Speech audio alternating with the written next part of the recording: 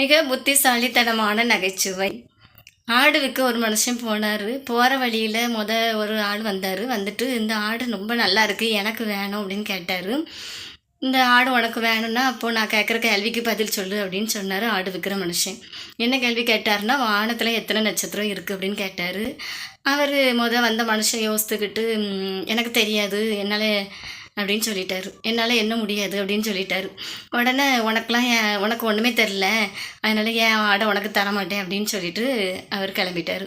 போகும்போது ரெண்டாவது ஒரு மனுஷன் வந்தார். வந்த உடனே அந்த ஆடு ரொம்ப நல்லா இருக்குது, எனக்கு வேணும் அப்படின்னு கேட்டார். நான் கேட்குற கேள்விக்கு பதில் சொல்லு, இந்த பூமியில் எத்தனை மணல் துகள் இருக்குது அப்படின்னு கேட்டார். என்னாலலாம் எண்ண முடியாது, எனக்கு தெரியாது அப்படின்னு சொன்ன உடனே, அப்போது உனக்கு ஒன்றுமே தெரியாது, அதனால் ஏன் ஆட்டை உனக்கு தர முடியாது அப்படின்னு சொல்லிட்டு போயிட்டார். போகிற வழியில் ஒரு முதியவர் வந்தார். வந்துட்டு, இந்த ஆடு எனக்கு தாரியா, இந்த ஆடு எனக்கு ரொம்ப பிடிச்சிருக்குது அப்படின்னு சொன்னார். அப்போது ஏன் நான் கேட்குற கேள்விக்கு பதில் சொல்லுங்கன்னு, இந்த ஆட்டோடைய எடை எவ்வளவு அப்படின்னு கேட்டார். 50 கிலோ இருக்கும் அப்படின்னு சொன்னார். உடனே சரியாக சொல்லிட்டீங்களேன்னு சொல்லிட்டு ஆட்டை கொடுத்துட்டு அவர் வீட்டுக்கு போனார். வீட்டுக்கு போய் மனைவி கிட்டே சொன்னார், நான் ஆட்டை கொடுத்துட்டு வந்துட்டேன் அப்படின்னு சொல்லி.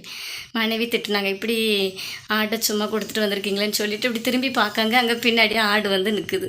நான் ஒரு புத்திசாலித்தனமாக ஆடு, நான் தப்பிச்சுட்டு வந்துட்டேன் அப்படின்னு சொல்லிச்சு. உடனே சொல்கிற மாதிரி அந்த ஆடை அப்படி பார்த்துச்சு.